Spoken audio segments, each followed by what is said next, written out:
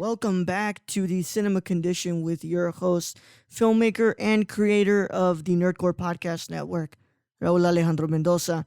And as always, we are back for another movie with another guest. And I want to thank everybody because we have finally reached the second half of this new season, the first season, not the newest season. I'm so sorry about that.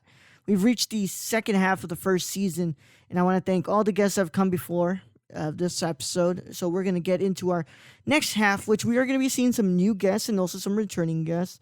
I'm very, very happy with two of the guests that I just got lined up during this 2-week break of the show.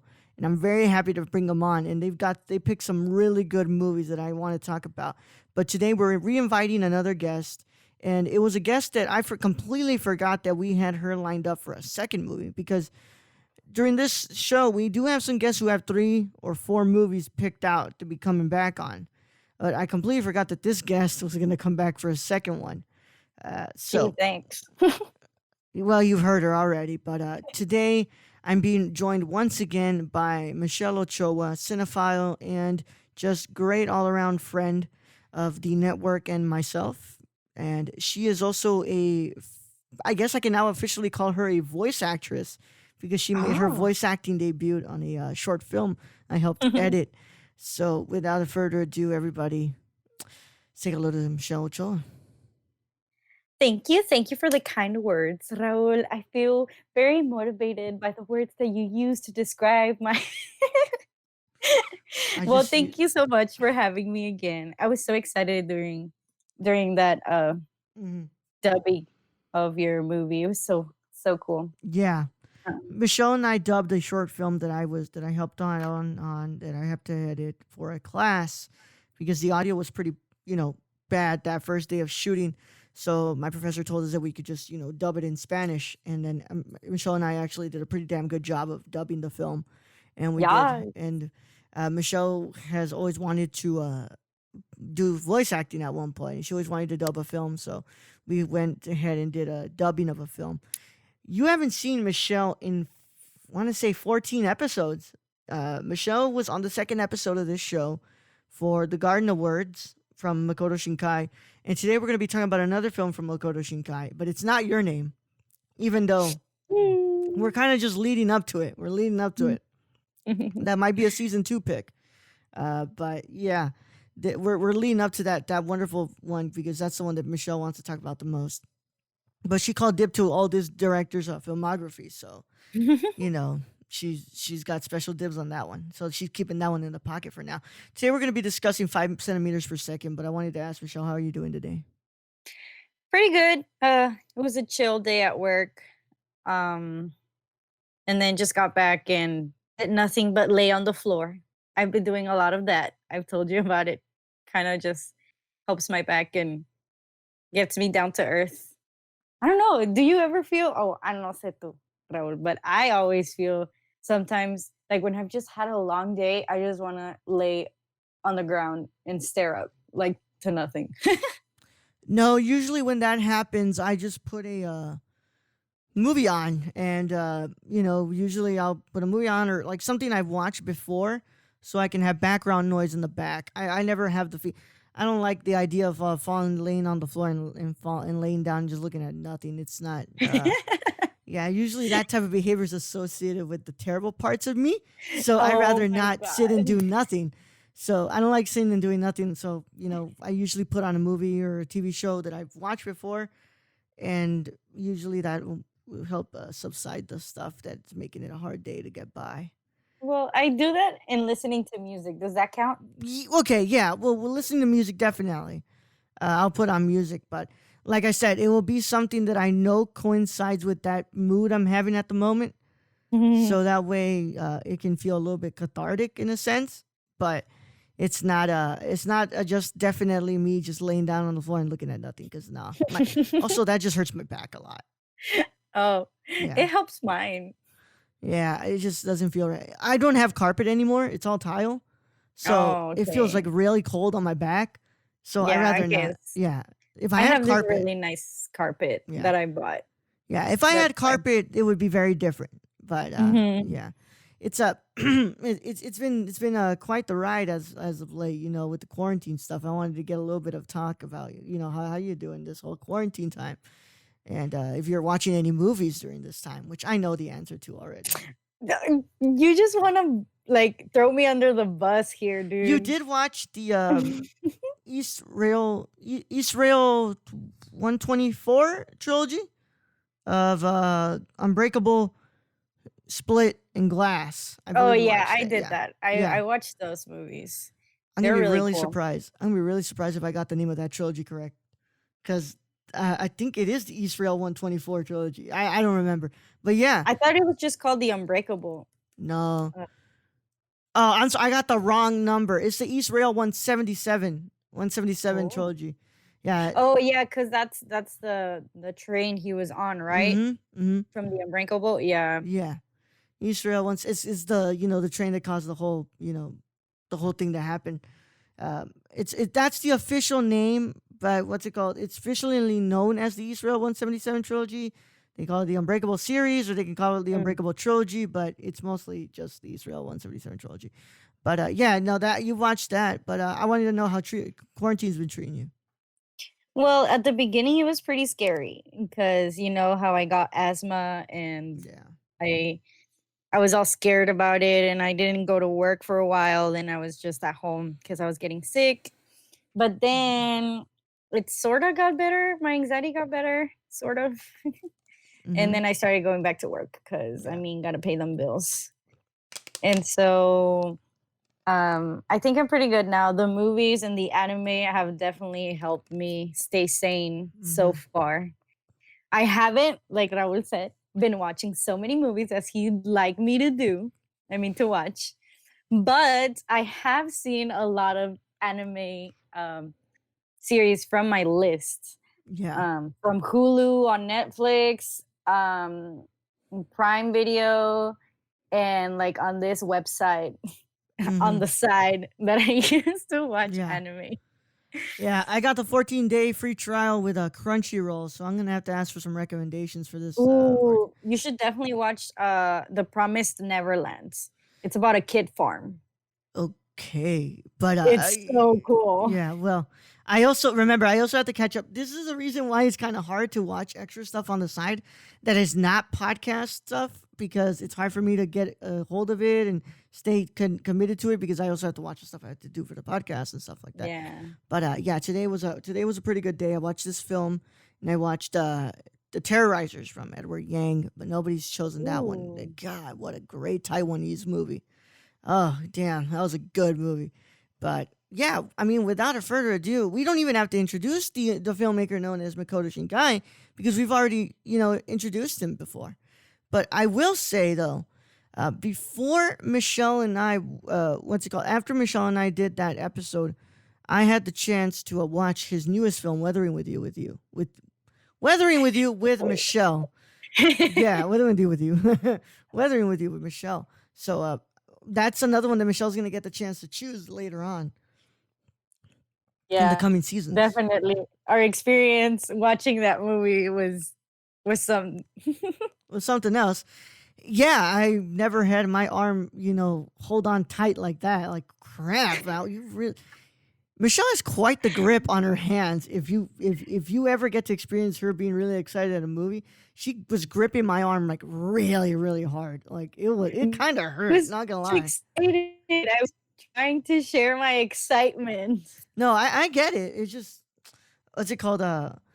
It hurt. It hurt, man. Like a lot. All of a Hey, you sudden, ain't yeah. got no more bruises, do you? Nah, I don't. I don't. But it's whatever. And we're gonna go ahead and get into this one. So, here at the Cinema Condition, and I'm gonna have to remind you guys, it's a mid-season. We're back from the mid-season finale. So, here at the Cinema Condition, we do things a little bit differently. We're not here to review the movie. We're not here to say if we like it or not. That is out of the roof. We did Interview with the Vampire with Rachel Sweetland. I did not like that movie at all, but I still was able to handle a 50-minute conversation about the themes of vampires and eroticism in vampire films like that. So that whether whether you like the movie or not is completely out of the norm. We are here to discuss the aspects of the film, the themes, everything that surrounds the movie and makes it what it is. We're not here to talk about whether we like it or not, or what was done right or what was done wrong. This is just a plain analysis of the film we discuss. And I know Michelle was very confused as to what analysis meant when I first brought her on, but now after her coming on for the second time and her listening to other episodes, hopefully, I hope that now she knows what we're doing here. But I'm glad for everybody to be coming back to us, and I'm glad that we're going to be continuing on with this season, and we're going to go ahead and get into this. So Makoto Shinkai's 5 centimeters per second is different from his other movies. First of all, this film is broken up into 3 chapters or 3 episodes in the life of Tanaki Tono. I believe I said his name Uh, correctly. um, Why am I Takaki. opening? Why am I opening? His Uh, name is Tono or Tohno or something like that. yeah. I don't know how to say his last name. Why did I open PowerPoint? That's what I want to Mm. know. Are you trying to give me a presentation on the movie? I could possibly give you a presentation of the movie. But yeah, in the life of Tono. I'm just gonna say Tono, okay? Tono, because I can't say that first. Takaki Tono. Takaki. Takaki Tono. So that's that life of Takaki Tono. We started when he was a young kid, barely out of elementary school, going into middle school, and then in the second episode we have him in high school, and then in the third episode we have him as an adult. We see mostly the love life of Takaki Tono and what he and especially the his love for a certain girl who he seems to have throughout his head and throughout his physical appearance most of the time. And yeah, that's mostly the synopsis for this film. And I got to say, what's it called? One of the things that elevates this film really well, I think that Makoto Shinkai constantly does this. And feelings aside from the film, the way that he makes the city feel very, very real. He brings these so he actually takes real inspiration from real parts of the city and recreates them in his animation. And I think that's incredible of Makoto Shinkai. And because he's able to replicate, an actual real place and really make these stories feel like they're real.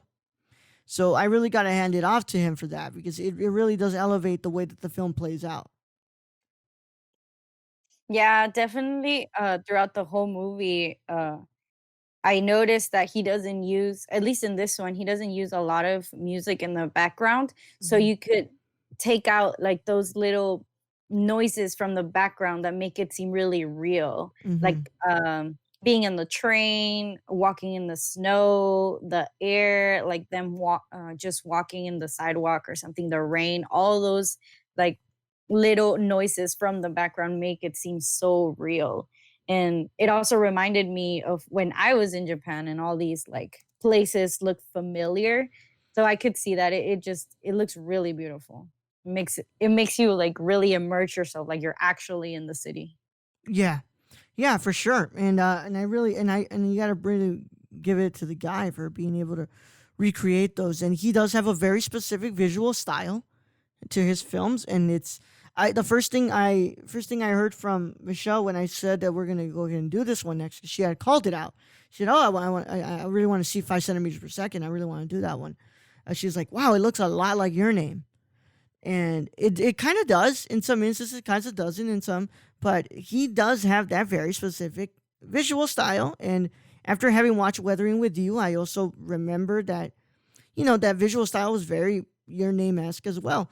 So it's very pleasing to see that he kind of has the same visual style, a la you know um, Hayao Miyazaki and his visual style, and mostly Ghibli.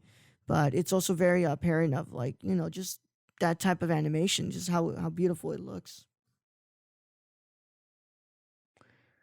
And yeah, so did you freeze? No? Okay, I'm so sorry. Because you were like this the whole time. I thought you froze. But yeah, there's a lot of rarely interesting themes in this film. There's always this nice theme of urbanization in his movies. Just the city life versus the rural life, and you get a lot of that in this one, especially when that snowstorm hits, and he's like, and he even says it. There was a moment in that train ride where I stopped seeing buildings, and you just saw the rural countryside of Japan. And Yeah, or basically nothing because mhm, he's just stuck there and all you could see is the nothingness filled with snow and yeah, it yeah, just made it feel really, really real, like you were in that moment stuck at the same time as he was, like, yeah. seeing the time just pass by slowly, getting frustrated and anxious at the same time. Yeah, because he moves from the city to the countryside, and then he moves back to the city when he becomes an adult to go to Tokyo. So it's just interesting, rather, how Makoto Shinkai really does make the city feel so congested when he goes out. So when he goes out to the city, to the country, it just feels so like open and very non-congested in a way. Yeah, you can see how at the beginning he's at this train station and it's just filled with people and you hear all these footsteps like we were saying um earlier about those little background noises and stuff. Like you could listen like all those footsteps of people just going and leaving and moving and then suddenly slowly the sounds stop. Like they stop. Yeah, It's just him walking or you listening to the trails of the train or like chatter in the background but like really really like in the far back and it's just it gets you in the mood of what he's trying to give you, which is like he comes from all these thoughts and he's going through all this stuff, and then suddenly he's going to this one thought, and that's yeah. her, and like being in this part of the city which is further away from him. Yeah, it's like as when he's inside the city, his thoughts are so convoluted. He goes out to the country to see Akari, and it's really like, okay, now you're the only thing I'm thinking about, and I'm not thinking about school. I'm not thinking about my home. I'm not thinking about anything else but you, and I'm here waiting for you.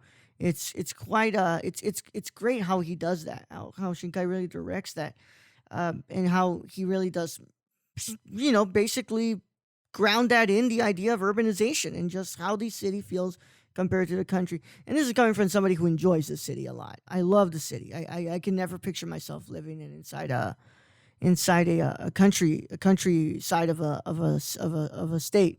I can never do that. It's Oh, really? I love the feel of the city. I love buildings. Excuse me, don't want to burp into the microphone. I love seeing just the amount of people, because usually for somebody who is as anxious as I am, a lot of people would get me anxious, but my mind starts drifting to the possibility of like all these people live different types of lives. So it just makes me so interested as to what everybody does and what drives them and what makes them them. So I just love seeing people, and I love seeing, creativity inside the city and just the different types of architecture. That's just how I work. I When I'm inside of the country, it feels very secluded. It feels very alone. It feels like there's not much to actually, explore within itself, people wise. And I guess that's also why I'm pretty good at podcasting, because I'm really interested in hearing what people have to say. So it goes hand in hand with the stuff I do. But that's why I feel like, even though Takaki, when he's inside the city, he's very convoluted. He has his thoughts like going all over the place. It does make sense for him to kind of refresh himself once he hits the countryside. Yeah, because he definitely moves it whenever he on the second chapter where he moves to this one, what was it, an island, right? Like he Yes. moved to this island where it's like away from the city and he kind of just stands still, like his thoughts and everything is just at a standstill compared to when he was at the city and he was like playing soccer and then he was doing this other, he was with his parents or he was doing this other thing and talking and going on the train and seeing all these people and then suddenly it's just like, okay, now I can't do anything but think of her because there's nothing else distracting me from my thoughts. Yeah, and I think that that's what's so interesting about the second chapter, because usually I thought that, oh, they were gonna end up together and everything was gonna be fine with them too. But you really do get the thought that, it is sad that this girl has to realize, oh, I'm not the one he wants. Hmm. But this whole secluded area on this island does allow for, Takaki to finally realize, like, I moved away and this is my high school years and I'm still thinking about this same girl still thinking about this girl who I probably haven't seen in years and years. And it's kind of beautiful, but at the same way, it's also kind of sad in a way because he's not really allowing himself to move past it.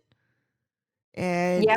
yeah, and then and I think once again that's just so beautifully represented by the city versus the country in here.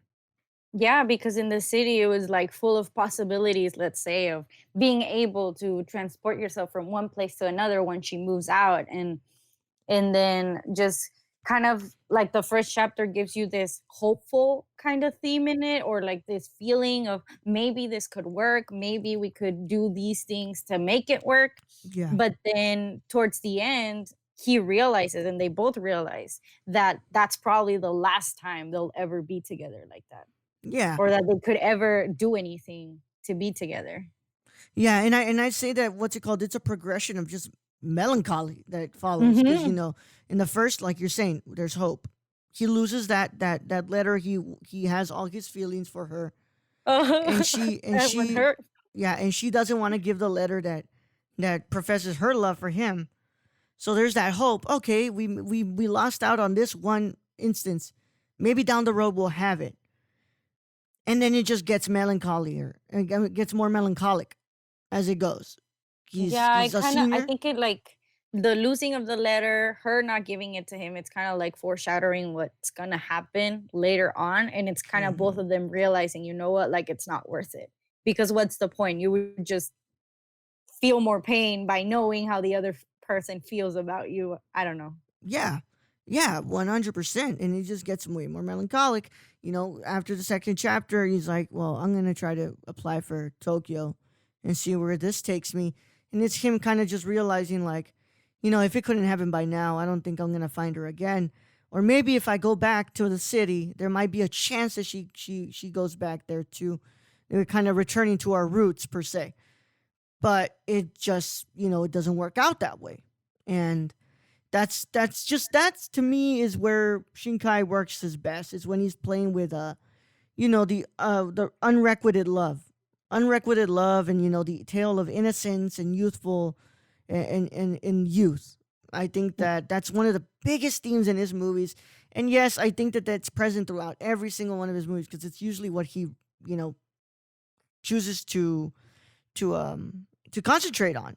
It's Mhm. usually always about the relationship between a young couple or usually what's it called? Just relationships in general. Yeah, definitely in the second part, like in the second chapter, you could tell that he's kind of holding on to that like pure innocent type of love. He's not really looking into um something different. Like if he would have wanted, let's say, just to not be lonely, he probably would have just been with this girl That that girl, yeah, clearly has something for him.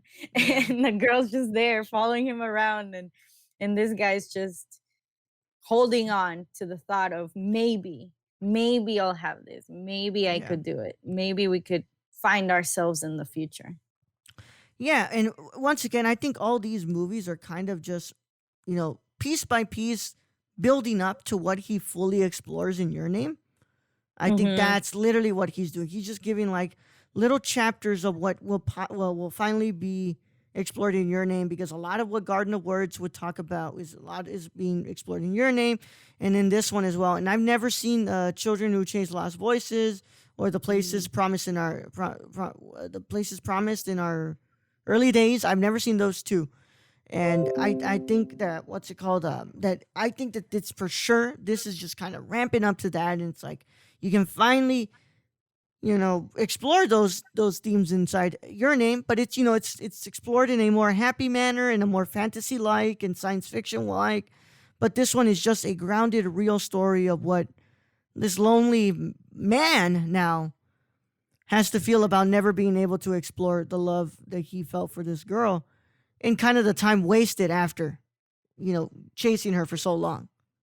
Yeah, all that time that um he was thinking about her and writing, well, trying to write her, because this guy never ever sent something back because of the same reason, that he knew that it probably wouldn't work, or maybe she was moving on and he didn't want to be the cause probably of her not being able to move on anymore because he would try to bring up all these feelings again to Hmm. him. So it was just best to kind of like keep it in and then try and move on, because now that Yeah. he's all grown up and stuff, he even talks about like dating this girl for 3 years and stuff, but and working at this company and stuff, and then suddenly he realizes, you know what, this is just not fulfilling me anymore, and just Yeah. kind of like lets go of everything. Yeah. And that's a great segue into just one of those things that this movie really talks about. It's the way that we manage our feelings. And it's the very human way that we do it. Like, it's so easy for people to throw out, just tell her, just tell her, just tell her, or just tell him, Hmm. just tell him. As you can tell by the girl in this one, she, even though she was so close to doing it, there was something in her that just made her pull back and say, no, I can't tell him. Hmm. And he is the same way. There's just something holding him there that keeps him from sending that out. There's always some doubt in your mind that is constantly telling you, no, don't go for it. Even though it's super easy for you to say, shoot your shot, right? You Yeah. know, shooters never shoot, shooters never miss, shooters shoot, right? All that stuff. But there's always something in the back of your head that is always saying, you know what, maybe right now is not the time. And maybe it'll never be the time. And he's Hmm. constantly just holding it in. And it's really interesting the way that it's kind of portrayed here. And it kind of gets you thinking about how, like, how exactly are we as people doing it ourselves? Like, how are we using, like, how is Shinkai showing our feelings too, like portraying them in this film the same way? Like, Hmm. we ourselves also have these anxieties or these moments of like, you know what, it's not the time. You know what, it's probably never going to be a time. So why even bother? But then again, you're like, am I going to regret this in the future? Should I Yeah. do something? Should I shoot my shot and then see maybe something goes? Like, which one's going to hurt the least? Kind of. Yeah. And I agree with you. Which one's gonna bring me the less pain? Hmm. Is the fact that she might not be into me the same pain as I'm 30 years old. I'm looking out my window and I'm still thinking about this girl and it still hurts the fact that I was never ever able to tell her how I felt. Yeah, definitely. It kind of it gets you thinking like, do you do you choose? You have two options, and both of them are obviously going to hurt. Hmm. But do you choose the one that's? How do you know which one's going to hurt the least Yeah. if you don't even know what's going to happen tomorrow? Yeah. And that's such a hard one to maneuver because we don't know which one hurts the most because, Hmm. especially for some of us who, if we like Ta- Tanaki, Takaki, uh, he is very attached to her. Very. So it is probable that both of those hurt just the same. So he's probably just blocking it and not wanting to even think about it because it's easier to do that than it is to actually, communicate your feelings properly to the person. And the same could be said for that girl in the second chapter. She can just cry herself to sleep at night knowing that she never got to tell him and stay in love with him. And that'll probably hurt just as much as being told, hey, I'm not into you. Yeah, because you don't know. It's kind of, you can't experience both things and then say, okay, I choose this one. It's Yeah. kind of in that moment, you just have to think whatever's best at that specific moment. Like, what do you think at that moment was the best choice to make? Yeah. And knowing teenagers and young people, because we were at one time one of them, Yeah. it was very easy that if somebody were to tell us, hey, I like you, and we didn't feel the same way, we just stopped talking to them altogether. And just, it was super easy to do that, which in turn probably caused more pain than it should have. And I think that that's a really interesting realm to play in when you're starting to portray young love like that. Yeah, because uh, it's just the way that he was portraying all of that stuff. It gets you thinking of like, oh, when I was 13, was I this cringy? Was I like this hung up? And then suddenly you realize, like, yeah, like when I was 13, if somebody would have told me that they loved me or that they were into me and that we would be together forever, I'd probably be hung up on them still.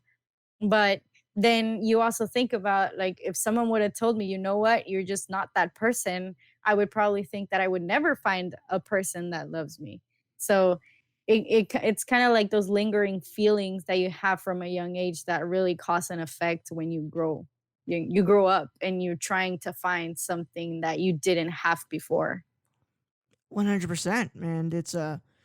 And it's just it's tough. It's tough the way that you maneuver those things, and it's kind of, and like I said, especially when you're young, when you're growing up, Hmm. and you're so anxious about your possible first love ever, and it's hard to really maneuver that. And if those two would have gotten together, the ones in chapter 2, that girl and Takaki, even if they would have gotten together, at one point he had to, you know, what's it called, confront the fact Realize, that, yeah, he yeah, would still he had realize. yeah, he still had to confront at one point that he has feelings for Akari, and he Hmm. can't get past those without properly talking to her and putting them out there. Yeah, because it's kind of one of those things that people say, I don't know what the translation it is in English, but like clavo que saca otro clavo. I don't know if there's like a phrase for it in English. No, I'm not sure. No, well, it basically means that you go out with someone to get away from some other feeling, but that's just fake. Like that does not exist. That's like all he does. If he would have dated this girl from the second chapter, how he says in the third chapter is that he probably would have just put away those feelings, and then if he, Mm-hmm. I don't know, would have seen um a cherry tree, or I don't know, Mm-hmm. listened to something or saw something, smelled something, whatever it is that made him remember Yeah. her, all those feelings would have come back up again. Yeah, and just it's not properly getting our closure that we want. How many of Mhm. us are still hung up on the same person from years and years and years ago, right? Talking from my experience, I probably am in that boat. I'm still, let's go. There's still that what if, and just the smell of a certain thing or a song from a certain artist brings back those memories, and you're kind of left with that, but you're also reminded that the enemy of that was time, and the time that it took that maybe not to the time that it took to maybe not move on, or the time it took to maybe move on at the time. And it's interesting the way that Takaki, why do I keep wanting to call him Tanaki? Takaki wants to maneuver that, and kind of really wants to play circles around it and not have to come to it, even though at the end is when he finally has to come to that feeling like, yep, I'm never gonna be with her. I Yeah, missed my shot. I think what he tried to do, at least during the second chapter, was that at first he was trying to get over these feelings, because we see at first, like, okay, I'm realizing all these feelings for this girl and I really want them to happen, but you realize you can't have them happen. So in the second Mm-hmm. chapter, he's trying to hide those feelings and say, you know what, I gotta move through this and I gotta keep these feelings, and Mm-hmm. then eventually I'll probably try and date someone different. And then during the third chapter, he tries, you see where he actually tries to date Mm-hmm. someone, but then It doesn't ends work. up realizing anyway that it did not work either way. Like, putting aside your feelings or dating someone else did not work. It probably would have Yeah. been how you said that, unless you talk to this person and put all these feelings out, then you're probably not gonna get anything done, because it's still the what if, what if, what if. What if? Yeah, it's the what if that keeps on ringing in the back of our heads. And when we come back, we will go ahead and continue our conversation on Makoto Shinkai's 5 centimeters per second. But for now, I need you all to listen to this wonderful commercial break made by a lot of wonderful people. It's 5 minutes long, I know. But you know what you can do on those damn phones that you guys love. There's a skip button. You can just skip through it and you come back to this conversation. Either way, I appreciate anybody who listens to those commercials. So when we come back, we'll continue our conversation. Stay tuned for a commercial break. Hey, I'm Raul Alejandro Mendoza, and this is Jabril Newton. and we are the hosts of High Flyer Radio. And finally, pro wrestling has come back to the Nerdcore podcast feed in the form of a show hosted by Jabril and I. And we talk about everything and anything in the pro wrestling world on Mondays at 3 p.m. Central Standard Time. Nothing's off limits. Whatever you guys want to talk about, if it's from AEW to SmackDown, to Raw, to NXT. Nothing's off the table. We can talk about it. We're going to talk all about it. And if you can get it a day early, you should go to the www.patreon.com/thenerdcore and pledge to the tiers on there so you can get this show and a lot of shows days early before anybody else gets to hear it. But enough talking about it. We'll go ahead and see you there at the Squared Circle. Oh, yeah. Don't tap out. Tune in. Tune in. Hey, it's Ashley from the Gamer Corps. You may remember me from such episodes as Big Screen Mess, Mo Money Mo Platforms, and Brad Can Read. Tune in weekly as I blab with my co-hosts Raul the Nerdy Chicano and Brad the Random Germ about the latest news in gaming and gush over what we're playing at the moment. Oh yeah, and we got the deals too. Keep up with the latest deals in gaming and what's happening as I mediate Brad and Raul fighting like a married couple. Will Death Stranding ever come out? Will Cyberpunk 2077 live up to the hype? Is a next-gen worth a $500 console price tag? And has there ever been a movie adaptation of a video game that's been done right? It's all on the Gamer Corps podcast, everywhere where podcasts are. Hey everyone, my name is Raul, the Nerdy Chicano, and I am the host of The Impaired Files. The Impaired Files is an interview show brought to you every Thursday on the Nerdcore podcast feed. And I interview people such as filmmakers, content creators on YouTube, and podcasters like Colton Geschwander. And if you want to listen to that early, a whole week early, all you got to do is go to the Patreon and pledge to the $1 tier. And if you want to listen to it with the general public, then go to the Nerdcore podcast feed on anchor.fm/thenerdcore. And the case is closed, but it's not classified. See you guys there. Hey guys, this is Brad, aka Young Yoda. Raul said I had to make an ad, so that's what I'm doing. It's supposed to be for Unstructured, but as you guys know, you can freaking catch me everywhere when it comes to this podcast feed. You can find me on the Nerd Cores, on Gamer Cores, on Nerdy Chicanos sometimes when I get lost. But for this particular one, I want you guys to go check out Unstructured. The Raul gave me free reign to do whatever I want to do. I don't know what he was thinking. So go hear me talk about LeBron James and Taco Tuesday, vaping, so many other freaking weird topics that chimichangas, that's a good one. Shout out to Deadpool. And yeah, I guess this is the end of the ad. So if you guys want to find me, you can find me all over the place on this podcast feed. Anyways, thank you guys for listening. I love you all. And nerd up. Hello, hello, hello, guys and gals, and you're listening to The Ladies of Nerdcore. I am your host, Daniela Nunez, and along with my amazing co-host, Ashley Garcia, we discuss many things like social impact, pop culture, political realms, and any controversy surrounding the Nerdverse. Tune in and listen to us bi-weekly on the Nerdcore podcast feed, and we will love to chat and hear your thoughts on our wonderful show. And thank you again for listening to The Ladies of Nerdcore. What's up, everybody? It is me, Raul, and I'm one of the hosts of the Nerdy Chicano Show. The Nerdy Chicano Show is a comedic show brought to you by Luis and myself, and it comes to you all every Sunday on the Nerdcore podcast feed. You can catch it a day early by becoming a Patreon and supporting us at the $1 tier. And I don't really know how to explain this show other than it's fun. We get to talk about whatever we want, and it helps you move on in the week. So if you want to catch the Nerdy Chicano Show every Sunday at 8 a.m. All you got to do is go to anchor.fm/thenerdcore, and we'll see you there, baby. Hey, everyone, I'm Raul. And I'm Brad. And we're the hosts of the Nerdcore Podcast, the podcast that talks that nerd. Not on this ad, right? No, and this one. we come to you every Monday, Tuesday, and Saturday. On the Mondays, we talk the news. That's the box office, the news of the week, and your trailer talk if there is any. And on Tuesday, we have our theme review. And on Saturday, you have a Saturday morning review, usually movies that have come out in the week or anything we want to talk about. Right, Brett? Exactly. Whatever we want to talk about, this is our show. If you don't like it, then you don't have to listen. We're the flagship show of the Nerdcore podcast feed, and we can be found everywhere you can listen to podcasts like Stitcher, Apple Podcasts. So if you want to talk that nerd stuff with us every Monday, Tuesday, and Saturday, make sure you tune in. And Brad? Young Yoda out. Welcome back to the Cinema Condition. We're back from commercial break, and we're going to continue our conversation on Makoto Shinkai's 5 centimeters per second, with our guest, Michelle Ochoa. But, as always, I want to thank you all for listening to those wonderful commercials.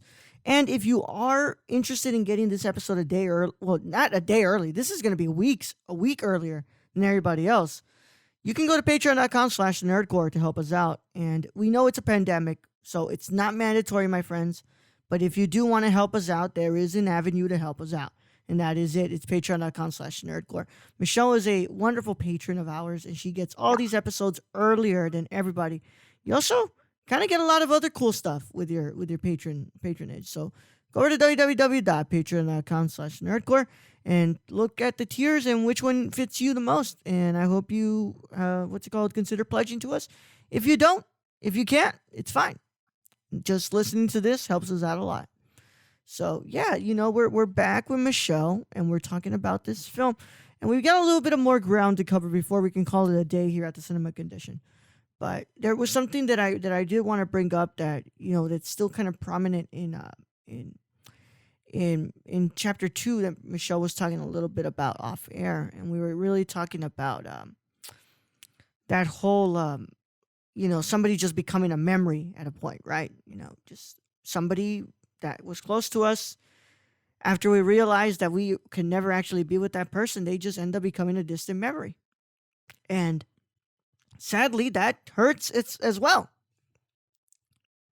Like a lot of things in life. Because he starts saying, like, when did I start sending all these things to this person and knowing that they'll never receive them? It's more like he kind of has this image of her, but not really, because he knows that he doesn't know her anymore. It's just he's in love with this memory of her, not in love with the person that she is now.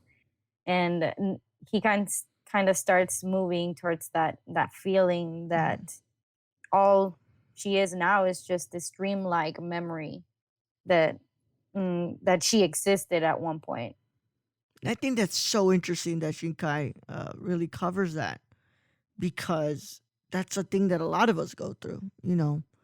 After time has passed and we were not able to either continue or start a relationship with that person, they've just become that memory, like the movie says. And that person is stuck in the back of our heads. That person just lives on in our subconscious. Doesn't really, it doesn't really go as far as that anymore. Yeah, and sometimes not even just romantic relationships, but friends too. It happens a lot that you love this one kid that was your best friend in elementary school or in middle school, and then now you don't even talk to each other. You just think, oh yeah, I used to have this one friend I would like mess around with in class or whatever. Yeah. And now it's like I don't even remember their name or how they look, but I remember there was this one kid. Yeah, it's like that annoying tweet that always goes around Twitter. At one point, you and your friends played outside for the last time, and you didn't know that you wouldn't see each other after that one time. Yeah. So it's like, yeah, it's the truth. Like but in a sense as well, we idealize people. I think that's a very human thing that we do. We kind of build them up to be something that they're really not, and that really does corrupt the way that we view them. And in one instance, it also goes hand in hand with romantic feelings. We build them up to be this godlike creature that, wow, you're the one and only, right? You're the one that shines brighter than everybody else, and we idealize them. And it really does make it hard for that one moment where you can't really have them. And sadly, those feelings are not reciprocated, or, instances like in the film that the person moves away and you don't find them until the very end when you're back in the same city. And that one moment passes when you just had your last chance and you didn't take it. Yeah, and especially in that one point where he, because we don't even know if it was her or not, but he kind of thought he saw her, and he says that maybe that was the last time, like the last chance you would have had. But like you said, you have these. It comes to a point where you might at that point seen so many like little things that were wrong with that other person or something, but then later on you stop thinking about all the bad things and just think of all the good things, and you put these people on a pedestal, and it makes it even harder Yeah. for you to think, oh, I have to forget about these people because of this and this and this reason. Yeah. It's more of a, oh no, I have to cling to this feeling onto this person because they're the only people that understood me, that knew what I was going through, or that were able to, I don't know, see the future the same that I did. Yeah. And that corrupts, like you said, it corrupts the way that we see other Yeah. people. And then it just, I think it like makes our expectations higher to looking for something, and maybe that's why he was never able to really find someone that could Yeah. fill that void, because he had all these expectations of what it should feel like, when maybe it wasn't that perfect if you thought about it, I guess, Yeah. completely. I mean, if you put it into kind of in retrospect, he really didn't know her all that much. You know, they were just kids who loved to read at the library, hated going outside and doing nothing. They just wanted to read.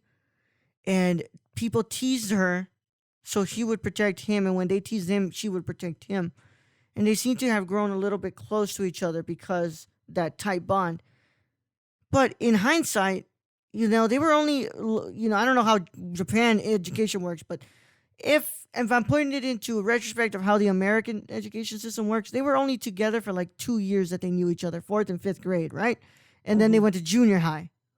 So, like, they didn't get to know each other all that well. Like, if per se, you know, people who stick through all of elementary with each other, and like they find each other throughout that time, and they spend middle school together, and then suddenly once middle school ends, high school starts, and that person moved away to another state, let's say.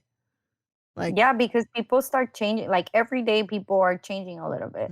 Like maybe people don't completely change who they are, but I mean, we don't know who we are. You know, it's kind of like, how do you expect someone else to actually know everything about you and think that they're the only person for you?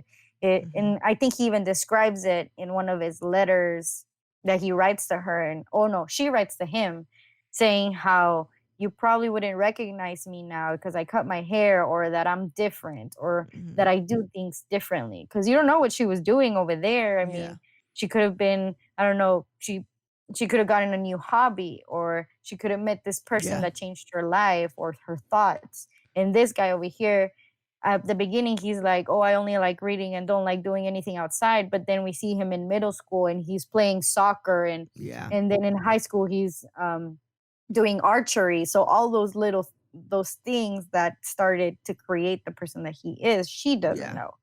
Yeah, and if I'm allowed to get a little bit personal on here, I think, you know, in the way that I'm able to relate this film, at least in the friendship route, it really does speak a lot to the situation that you and I have, right? You know, yeah. The person you knew in high school and me is very, very different from the person I am at the moment. So maybe in the back of my head, when you sent that message back like a year ago, I was like, is this girl even really interested to still be friends with me? Because, like, you know, I'm definitely not the high school rule. And, like, if she was a real big fan of that guy, then right now was not the good time to be calling or, you know, messaging, because I'm definitely not that person anymore.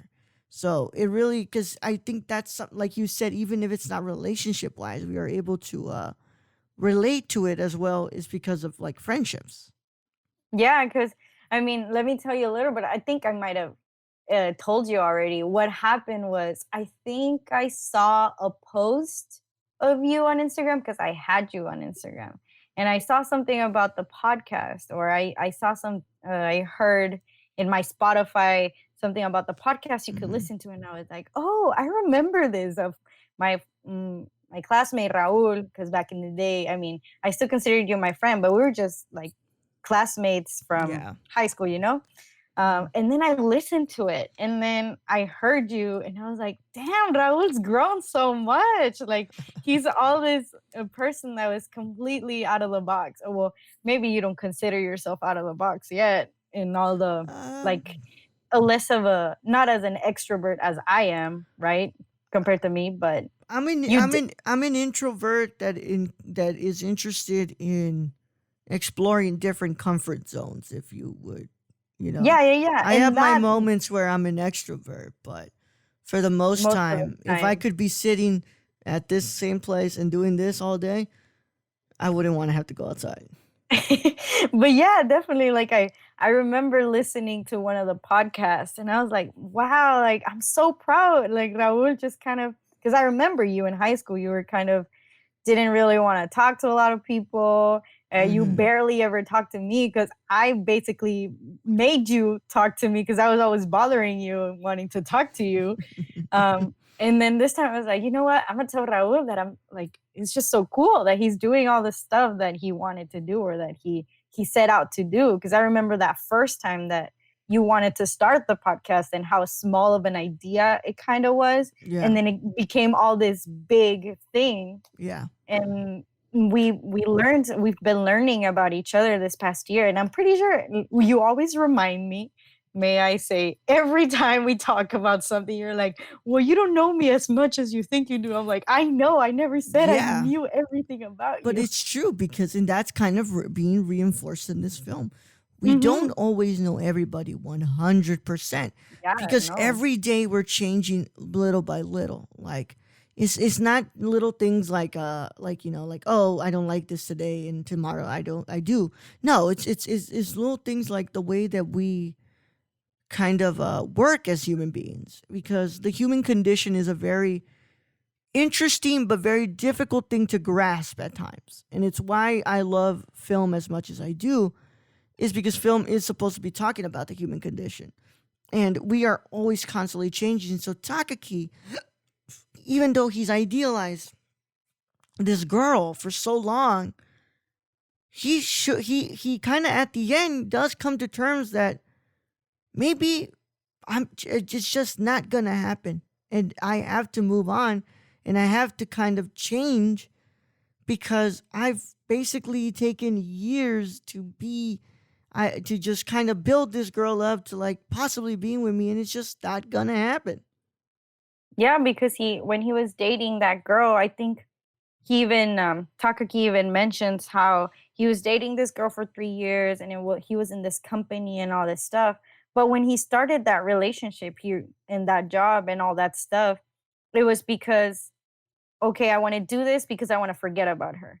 And then he realized, you know what, this is not really it. So I got to try something different. I got to come to terms, and it was just wasn't fair, to be with this Hmm. person even though he was still hung up with Yeah, all this stuff. And it's so sad, like the girl still trying to talk, like call him and saying that she still feels something, and then mentioning how even if they were to exchange text messages, like thousands of them, they would still not get a centimeter closer yeah, because they were just that much apart in personalities, like they were that much apart in their thoughts. yeah, So he had to come to terms, you know what, like I got to start over and from scratch and kind of get over this girl because yeah, I know that even if I turn, I'm not going to see her. yeah. And in my experience, I've been there. I've 100% been there. As far as I was from, people that I was really into back home, and I was in either Lubbock or I was in, my Houston. Oh, there I go, giving my location, right? Um, I thought that, maybe once I get back, everything will be back to how it was, and I might have a chance to be with that person without taking into effect that that person probably has changed in the 6 months that I've been away from my home. Like it's also not fair to that person that we're idealizing them and expecting them to wait. Mhm. Like Takaki expects Akari to wait and kind of give him a chance, but we kind of just missed out on that part of our lives. And even though it hurts, and I 100% believe it does hurt because it does, and I felt it. It hurts to have to come to terms with that. And that's why that final ending is that end, well, the ending before the music comes in It's very cathartic in a sense, and I don't see it as a happy ending. I don't see it as a sad ending. I see it as very cathartic because it's kind of letting us, you know, release this tension and this closure that we so want from people that sometimes we're just not gonna get. Yeah, it kind of like you said, it's not happy, it's not sad. I mean, it all depends on your perspective, right? If you're a realist or you're a romanticist or all this Yeah, stuff. But I I mean, at least in my perspective, it gave you a sense of reality. Like yeah, that's how real life is. Sometimes you just don't get the girl. Sometimes you just don't yeah. get to meet later in life. I mean, and who knows? Maybe he does later in life when they're uh, old and have their own grandchildren. Mm, Who knows? Maybe they get back together. I mean, yeah, I've seen it with my like with my sister. It's like she dated this guy in high school and didn't see each other, didn't talk to each other for years, dated other people, blah blah, and then suddenly they talk back and now they're married. yeah. So it I mean, there's people that might, but we can't hold on to that Hmm. like feeling of hoping. I mean, I'm all about hope personally, but as far as people go sometimes, or like relationships and stuff like that, you can't really expect the other person to hold on to everything, Yeah, because they have to move on. They have to experience life. They have to experience getting their heart broken. They have to experience yeah. falling in love and doing all Hmm. these things, because then what's I feel like what would be the point on dating someone from a long time ago instead of seeing this new person Yeah. and getting to know them again? I think Hmm. that's a bit more romantic in my perspective, that Yeah. seeing, oh wow, like this person's grown so much or has been through so much and is now sharing it with me. Yeah. And I've got to say, I think that that's what this film is more about. This is the real version Mhm. of unrequited love. And then in Your Name, it's the fantasy, like the happy ending. Your Name is the Yeah. happy ending. This is the gut punch, the real life, the way The that gut the punch. the gut punch. This is how it actually works in the real life, in the real world. Yeah. Which is probably why some people, what's it called, are so attracted to Your Name, because that's the fantasy, that's the one we want, that's Yeah. the real, that we want, that moment in the train where we see that person and we somehow find them again in walking down the steps, Reconnect. we reconnect. That's what we want. But sometimes it's not that, and it's this: when that train goes by, that person isn't there anymore, and that was probably your last shot. Yeah, and Yeah, it's hard to think about, but I mean, I think it's really cool that he portrays this in the movie. It yeah, kind of it gives you the thought of, okay, this could happen and maybe this could also happen. It kind of levels on for yeah, people that are probably more realistic, and it yeah, I guess it attracts another type of audience as well, to some point, because maybe some people don't like the realistic kind of yeah. view. I mean, the unrealistic fantasy love story. Hmm. I mean, there's definitely people that say, hey, I like this because it's realistic and I can relate to it. Yeah. Well, and I'm always getting crap on by Brad when he's like, "Why do you like sad movies so much?" And it's like, because it's cathartic to me.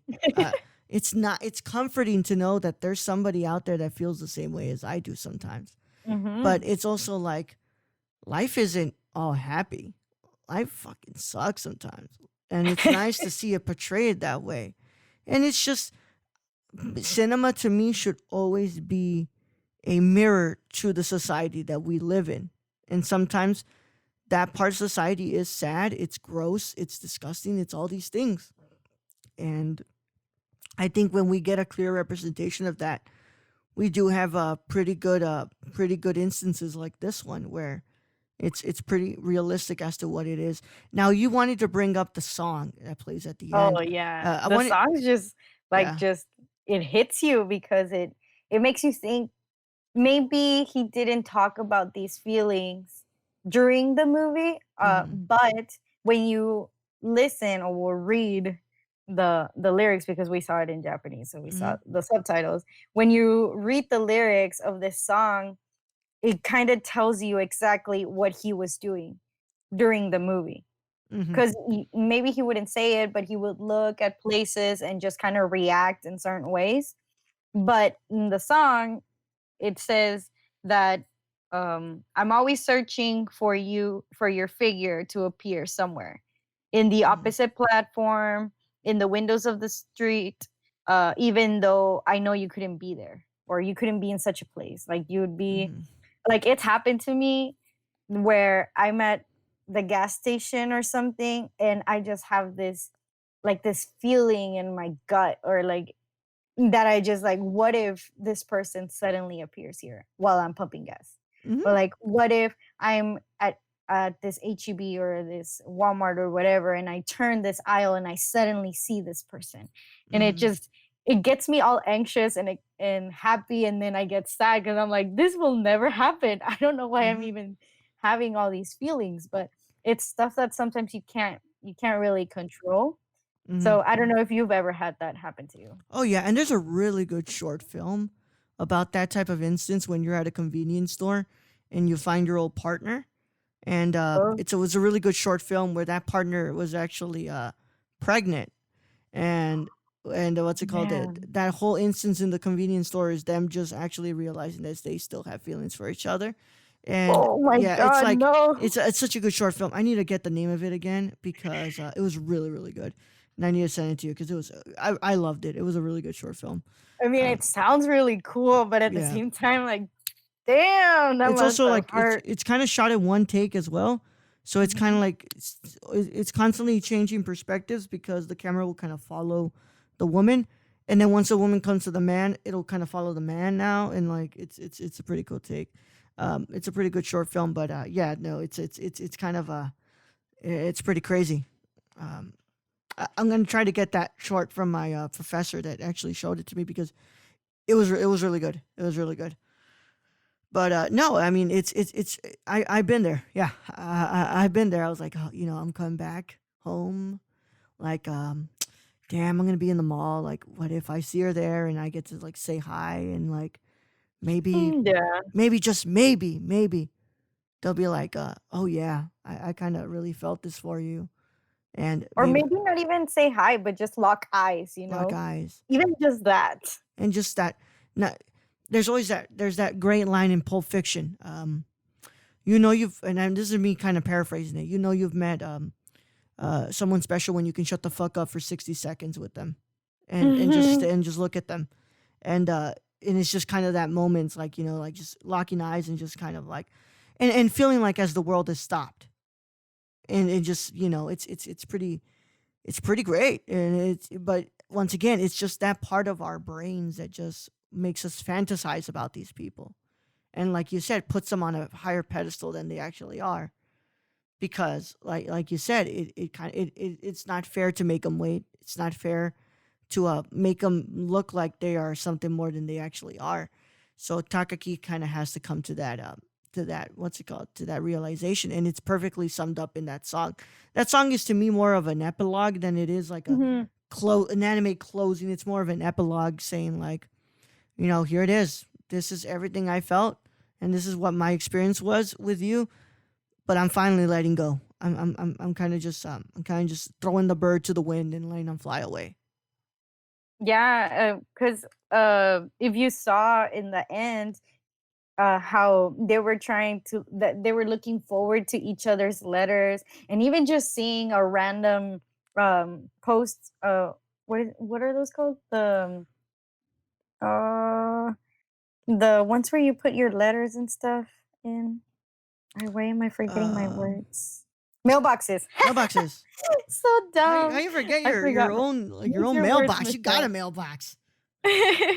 Yeah, but I mean, like the ones at the street, like the red mailboxes that just appear anywhere in Japan, like just they would see one and then turn at each other, and then they would even though they know they weren't writing to each other, they would try to open their mailbox to see if maybe they wrote back or maybe they sent something, even though they clearly know that.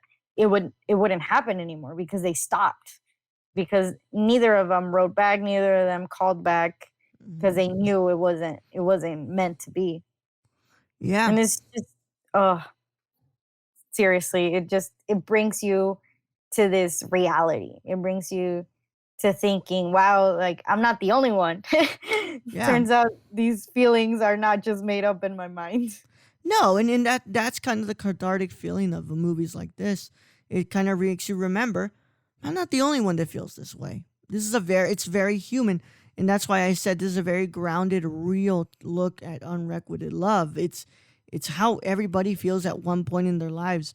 Just it's everybody has had that type of moment, and it's why I think a lot of movies from Shinkai work so well with audiences, and why his why Your Name was like I think one of the highest grossing anime film for a while, and it's why he's such a renowned filmmaker, because he makes stories that, even though they're grounded in fantasy, sometimes they're very real. Most of the time, they're very real. The Garden of Words is very real.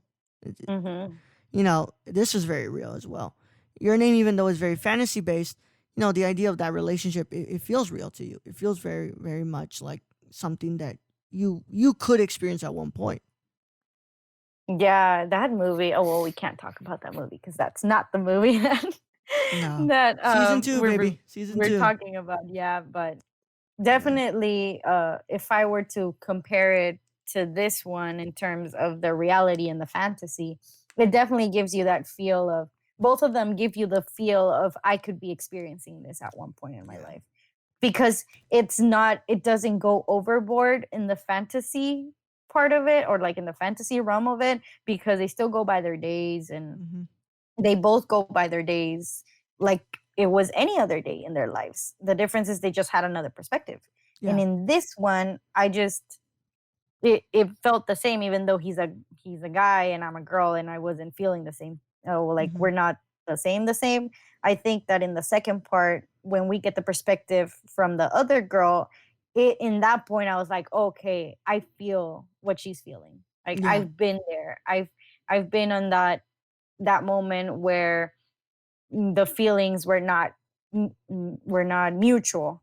Hmm. So that really helps kind of give you a Yeah. thought of maybe what he's going through, or Story or of my what maybe fucking the other. life. Yeah. Hmm. Yeah. Story of my fucking life. It's constantly that the feelings are not mutual. But yeah. Is there anything else you want to bring up before we call it a day? No, I think that's pretty much it. I think we covered everything. Thank you. Huh? I think we did Yeah, we cover covered everything. pretty much I do everything. want to bring up one small thing. What? Yo, I want one of those scooters. I love those What? scooters. Those scooters were cool. I want one of I those. know. Is it like a thing over there? Maybe Yeah, that like you just go on motorcycles, or like I those think I those might mini actually be scooters? able to drive one of those things. Maybe. I think I always had the thought of driving one, because at the university before, when I was an undergrad, there was a lot of people driving those around. Yeah, And I was mopeds. like, "Oh wow, what if I drove one to school?" Yeah, just like it's so cool. I want one of those. I want one of those. If you guys can know where I can get one of those type of scooters, let me know. Even though I'm pretty sure that thing goes really slow, because they were leaving like still sun out, and they got home at basically the buck crack of dawn, man. Hey, boy, you don't know. They lived in this island in the rural area, and most Yeah, of it was just farming. So maybe they just lived really far away, and they just had one school, and they all went to the same school, kind of thing. yeah. No, definitely, definitely. Well, Michelle, you thank you for coming on with us, coming on with me again. Um, there's I do play a game. We didn't get to play this game when we were here, but is there any movie, or I'll go ahead and open it up for you because you are a weeb. Is there an anime you want to recommend to the people to watch? Queen Weeb. You're That's the Queen name Weeb, that baby. Raul Yeah, made for me now. The yeah, nickname. yeah. She's Queen Weeb, guys. That's her. That's I'm her Queen clock. Weeb. Yeah, you're Queen Weeb. Uh, Uy, let's see. Yeah, movie or anime doesn't matter. Well, there's this short anime that I told Raul to Mhm. watch. That's called Tokyo Magnitude 8.0. Is If that on you're in, Crunchyroll? I think so. Yeah, that's on Crunchyroll. All right, I will watch that then during this Yeah, 14-day trial. it's about 12 episodes long. I always feel that the shorter anime are the ones that touch you the most Oh because yeah. they just put all the information in there for you to just Mm. sink in. But definitely, if you're into kind of a disaster type of thing or kind of coming of age movies, oh well, series or anime series, you should definitely watch that one. It's Mhm. really, really cool. Don't want to spoil it and say a lot of stuff, but you could probably uh figure out what it's going to be about by just the title of it. Tokyo Tokyo Magnitude Magnitude 8.0. 8.0. Tokyo Magnitude 8.0. All right, and you pretty much what's it called? Call dibs on all of Shinkai. You never Yeah. actually said which movie you want to call dibs for season 2. You kind of want to tell the people which movie you want to come back for season 2. Which one do you want to start with? Ooh. This one's a I, yeah. You've got a lot to choose from. You can choose your name, but I don't know how much you want to keep holding that one out. You just kind of want to keep I don't rubbing it I in people's don't faces. Like I call dibs on that one, losers. Like I get to do whatever I want. well, I don't know. It's cuz I you really like that movie too, so Yeah. I think it'd be really like the perspective that we could give to this movie because we paid so much attention to it. I think I watched it like at least 10 times Yeah. from paying attention to all those little details. I don't know if you want to start off with that or leave it till the end. I mean, you can do whatever you want. This is the movie you want to start season 2 with, and season 2 is gonna be great because we what's it called? This show has done. You know, it's been better than I expected.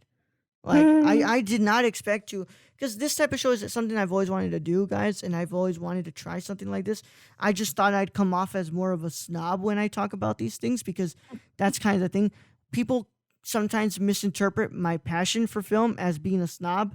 So I thought, talking about, thematic parts of a film and just, very various aspects would come off as that. So I've been enjoying this much more. So in season 2, we're actually going to add 5 more episodes to accommodate for 5 more guests who want to come in, 5 extra new ones. So Michelle, you can choose whatever you want. What do you want to come back for season 2? What do you want to start season 2 with? I 'Cause- was thinking your name has to be definitely before Weathering with You. yeah, So I think your name would be great. you want to come back from your name. You want to do the big one. You want to do the big one. What The about the other one? The what's it called? Perfect Blue. The voice of Perfect Blue. We said we were gonna do Perfect Blue later, Yeah. no? No, what's it called? That's what part of me not wanting to reveal what guests are coming on. Oh, okay, Yeah. never mind. But Well, the city of the children who chase lost voices. the children who chase lost voices. Because I actually have never seen that one, Yeah. so we could probably come up with. Because you haven't seen it either, right? No, I think it'd be cool to I'm do I'm that one. I'm exploring this guy as I go on with you. That's pretty much Okay. as it's going. Perfect. We So could definitely do that one. it's interesting because we watch Weathering with You together. We watch Garden of Words for this one. We watched this one for this one as well. So I'm really kind of exploring this filmmaker with you as you take me on this journey with me. Your name, I bought that one because I was constantly recommended it and stuff. So Yeah, that I was the only remember I one. told you. Yeah, Watch it. yeah. So I'm kind of just, going with this along with you in this journey. So it's kind of pretty cool to do that. So that's it, my friends. Michelle will come back for season 2 and she's going to open up with a bang because we're going to talk Your Name in season 2. Wow. That's going to be a good one. A good conversation we're Yeah. going to have on that.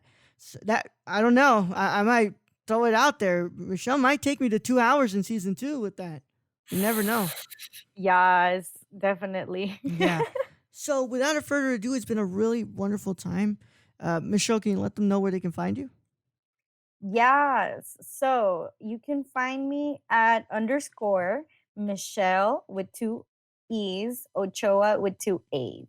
If you want to follow me, please make sure you follow the Nerdy Chicano or the Nerdcore because if you don't and you're just this random person trying to follow me, I will not accept you. I've been having so many random people trying to follow me. I'm like, dude, I don't even know who you are. And at least if you follow Raul or the Nerdcore, then I will know that you're probably one of my listeners. So thank you so much for having me, Raul. I really appreciate you considering me to be part of the podcast with you. Yeah, not just once, twice now. Yeah. Yeah. But you'll be back for more. And as Yeah. always, you are a Patreon supporter. You always have the Mhm, chance mhm. to come on the live show whenever you want. So it's that's always an avenue for you. And you're also one of the people on my short list whenever we do a anime review that we have to contact. So Yeah. don't worry. It's what's it called? You're always in the back of my head, and we're always constantly talking. So don't worry. You have your chance to come back and constantly come back. So as always, you guys can find me at the Nerdy Chicano on both Instagram and Twitter. You can go to nerdcore.com to check out my written reviews. I do a lot of reviews. I'm working on doing a new piece for the site because guess what? We're during a pandemic. I can't really review any new movies that are coming out because there's no new movies coming out. Not the ones that I could spend money on right now to watch. So, I heard that they were gonna start putting them online though. yeah, they're online. I just can't spend money to buy those movies right now. But I am doing some pieces on some of my favorite movies. I do Good. want to do something on the topic of desire in Gaspar Noé's Love next because that's one of my favorite movies of all time. And I want to thank you all so much for getting that episode 479 views on YouTube. You guys are horny What? bastards. You guys are some horny bastards. So thank you so much for that. And as always, make sure you follow the Nerdcore, the podcast network that hosts this show and a lot of other shows on Twitter at the Nerdcore_, Instagram at the Nerdcore. Also, want to thank the wonderful Patreon supporters that makes this show happen, like our producers and all the other people who help us out. So thank you all so much for that. And as always, I don't have an outro, my friends. So I just ask this. Kick back, relax, put on Netflix, or crank open that Blu-ray you've got next to you that you want to rewatch that movie, or watch, or dudes do this. Go and do a blind buy. Those always surprise me. Blind buy? A blind buy, yeah. You go to what's it called? You go to like Amazon or something, and buy a movie that you've never watched. I done that before with You Were Never Really Here. I bought it on Amazon. I got the Blu-ray, and I ended up loving the movie. I've never seen it before, and I loved it. And I'll try it. do a blind buy, my friends, and buy something you've never watched, and see how it stacks up for you. So just have a good time, watch a movie, and remember, my friends, we'll catch you on the next episode when we invite Bradley Simmons again to discuss one of the saddest movies of all time, Grave of the Fireflies. Yeah. We'll see you guys in the next one. Bye.